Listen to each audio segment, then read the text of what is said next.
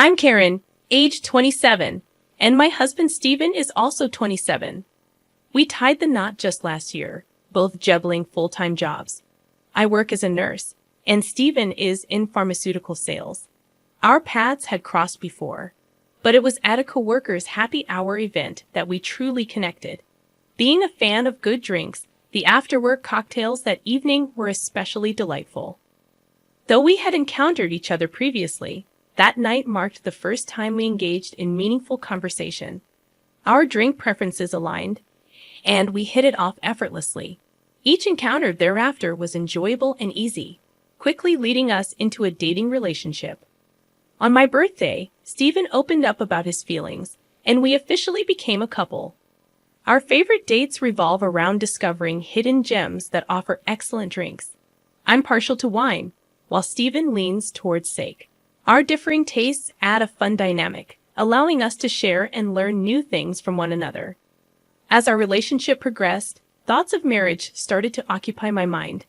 It was during this time that I delved into Stephen's background. His parents had divorced when he was young, and he never knew his father, being raised by his single mom with whom he shares a close bond. Stephen has never moved out of his family home. Initially, I questioned whether this was a flaw or a testament to his strong family values. Love often clouds judgment, and at that point, I viewed it as a positive trait. Stephen is not only kind but incredibly handsome, and I struggled to find any flaws. Feeling fortunate to be married to the seemingly perfect man, I was unaware of the daunting married life that awaited me. Before our wedding, I frequently shared meals with my mother-in-law, who always spoke highly of me to Stephen, saying, "Karen is like a daughter to me. Don't let her get away, marry her soon." Hearing those words always brought me joy, and I eagerly anticipated officially becoming part of the family. Steve, who had a knack for connecting with people, also had an excellent reputation with my parents. The wedding went off without a hitch, reflecting our shared preference for avoiding the limelight. Post-wedding, Stephen made the significant move out of his family home for the first time. However, out of concern for his mom, we opted for an apartment just a 10-minute walk from his family residence. In hindsight, that choice proved to be a mistake, but regrets come too late. The dynamic with my mother-in-law shifted drastically after the wedding. Once treating me like a daughter, she transformed into someone who seemed to view me as a mortal enemy, visiting our home daily.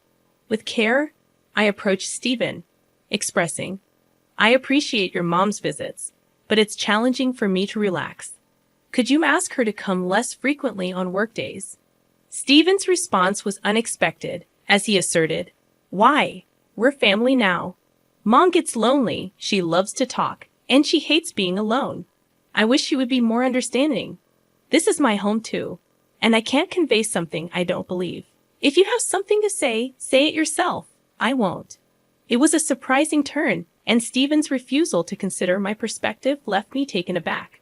From that day forward, any mention of his mother made Stephen moody, prompting me to withhold my thoughts to avoid further arguments. My mother-in-law took advantage of the situation, and before I realized it, Stephen had given her a spare key. One day, I returned home to find my mother-in-law cooking in our kitchen without permission. Surprised to discover her in my personal space, my tone turned assertive. "What are you doing, mother-in-law? You can't just come in here without asking," she retorted. "What's going on with your fridge? It's practically empty. I have never seen such a lifeless fridge. Do you even cook? Don't tell me you're always buying deli items."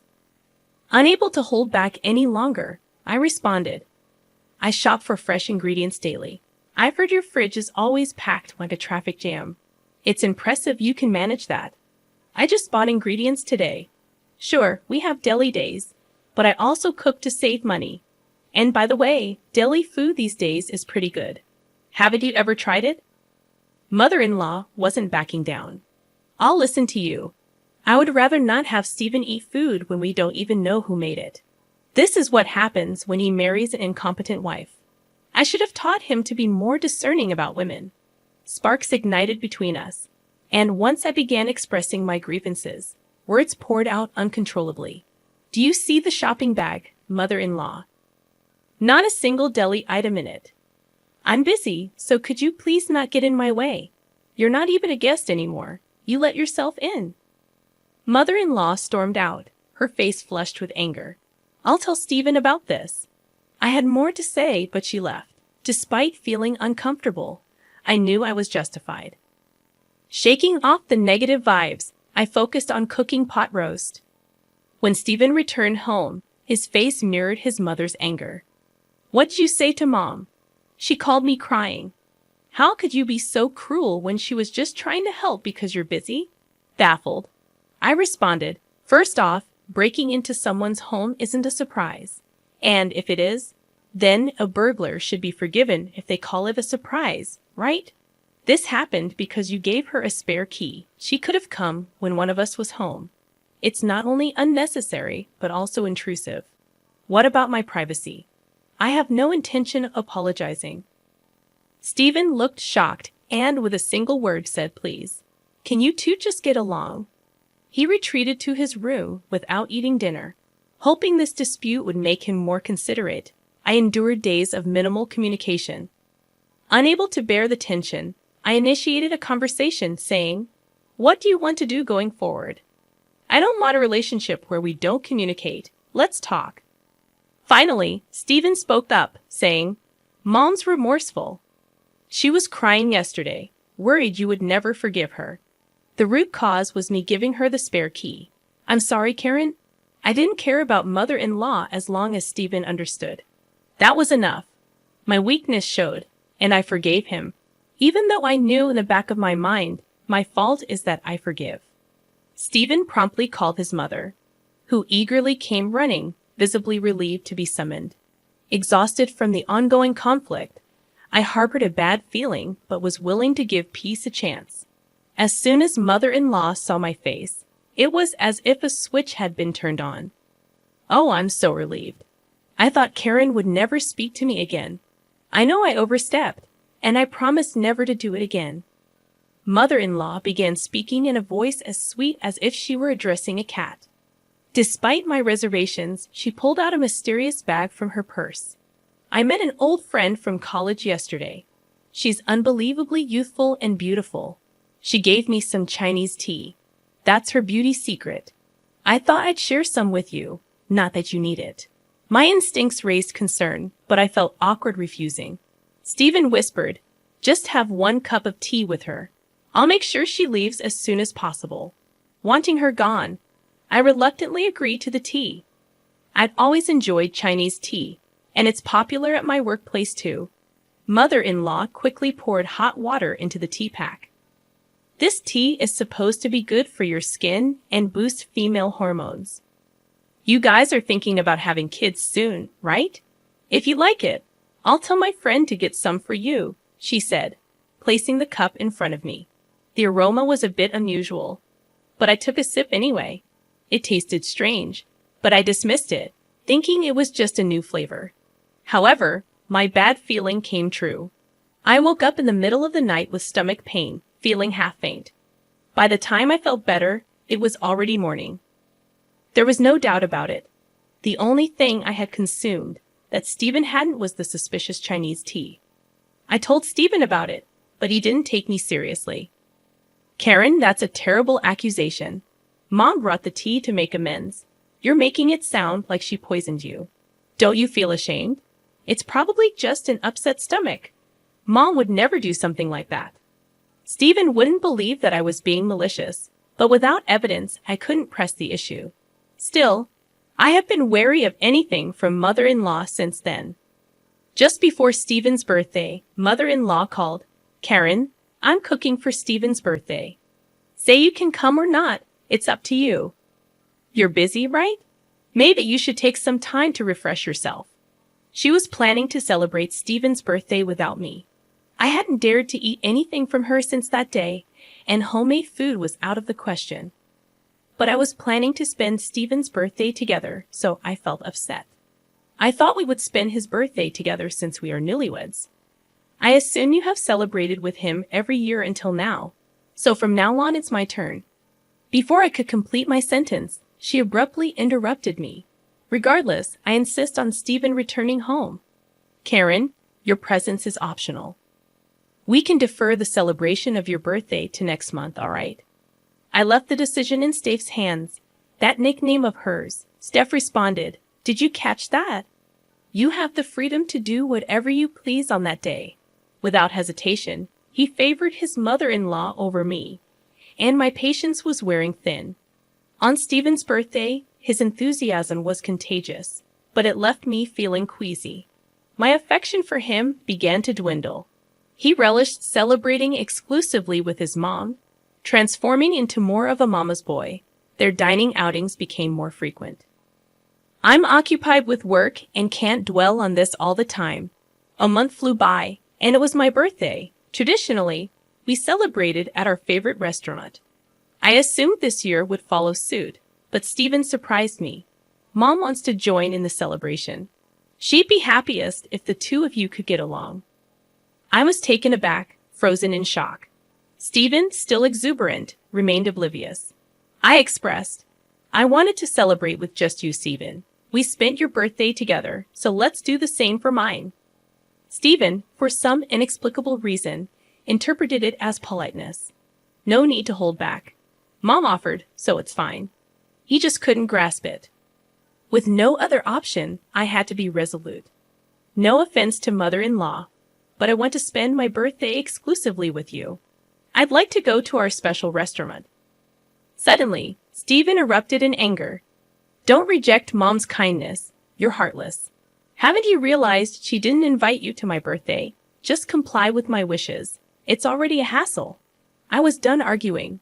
And then came my birthday. Instead of the anticipated restaurant outing, we were at home, with mother-in-law in tow. Neither of them seemed attuned to my subdued mood. My frustration escalated as I observed them enjoying themselves in the kitchen. Then the lights dimmed, and the cake made its entrance. Despite my anger, the cake provided a brief respite before I blew out the candles. Mother-in-law excitedly announced a special gift for my birthday celebration. I splurged on a $5,000 bottle of wine. "Let's uncork it right away." The packaging appeared worn, and the cork crumbled at the touch. "Is this what they call vintage?" She pondered aloud, pouring a generous amount into my glass. Even in the subdued lighting, it was evident that the wine had an unsettling cloudiness. Recollections of the Chinese tea mishap flooded my mind as I cautiously took a small sip. "What is this?" I immediately spat it out, prompting me to turn on the lights. In the kitchen sink, I inverted the bottle of mother-in-law's supposedly extravagant $5,000 wine, watching as it flowed down the drain. Stephen swiftly seized the bottle from my hands, scolding me, "You're being awful." Apologized to Mom. "What do you think you're doing?" The anger etched on Stephen's face was unmistakable. Under Stephen's intense gaze, I poured some wine into the glass he was holding. "Can you drink this then?" Stephen appeared puzzled yet resolute as he took a sip. At that precise moment, mother-in-law urgently shouted, "Stephen, don't drink it." Unfortunately, it was too late. He immediately spat it out, exclaiming, "What on earth is this?" Mother-in-law, shocked, took the wine away from Stephen. He questioned, "Mom, where did you get this wine? We need to file a complaint. This is fraud. It's spoiled." Mother-in-law, looking guilty, admitted, "That wine was just sitting in the back of our kitchen. It's 50 years old. I heard on TV that it gains $1,000 in value every year. Vintage wines are supposed to be stored in wine coolers." Upon closer examination, the cork was more deteriorated than initially thought, emitting a moldy odor. Even Stephen couldn't conceal his surprise. What bothered me was mother-in-law's insistence. "Don't drink it." I suspect she knew it was spoiled, but she would never admit it. I couldn't find it in me to forgive mother-in-law for her actions. "Could you please leave? I can't control my emotions. Just go," I implored. Yet even as I spoke, mother-in-law continued to offer excuses to Stephen. I felt invisible, but even she, visibly uncomfortable, hurriedly departed. Once she was gone, Stephen surprised me with his response. "Mom doesn't drink, so she wouldn't have known." Thankfully, we didn't offer it to anyone else. Despite everything, Stephen defended mother-in-law as if it were an innocent mistake. In that moment, my feelings for him cooled. My determination against Stephen solidified as he defended mother-in-law despite her actions against me. I had ignored his excessive attachment to his mother for too long. I want a divorce, I declared, presenting Stephen with divorce papers I had kept just in case. He was rendered speechless, questioning my decision. Ask yourself, do you comprehend how much I've endured? I've reached my breaking point. Then, to compound matters, he offered a profound apology without prompting, stating, I won't repeat it. You've won. He proceeded to confess to multiple affairs, revealing 4 different women. Though I had harbored suspicions of infidelity, learning the truth left me shocked. There was no longer any doubt. I was determined to divorce him. Engaging a private investigator seemed unnecessary. Evidence of his affairs was abundant. During our conversation, he foolishly remarked, You'll regret divorcing someone as great as me. Stephen's words only fueled my disgust at myself for ever loving him. Multiple affairs and his attachment to his mother provided ample grounds for divorce. To streamline the process, I resolved to hire a lawyer, regardless of the cost. Initially resistant to the divorce, Stephen eventually relented, likely recognizing the gravity of his mistakes. He returned to his doting mother, and later it surfaced that his affair was with a co-worker, leading to his demotion. Unable to distance himself from his mother, Stephen ultimately resigned from his job. Despite his ongoing job hunt, word of his workplace indiscretions had spread rapidly, hindering his prospects in the same field. Persistently tethered to his mother, he settled for part-time work.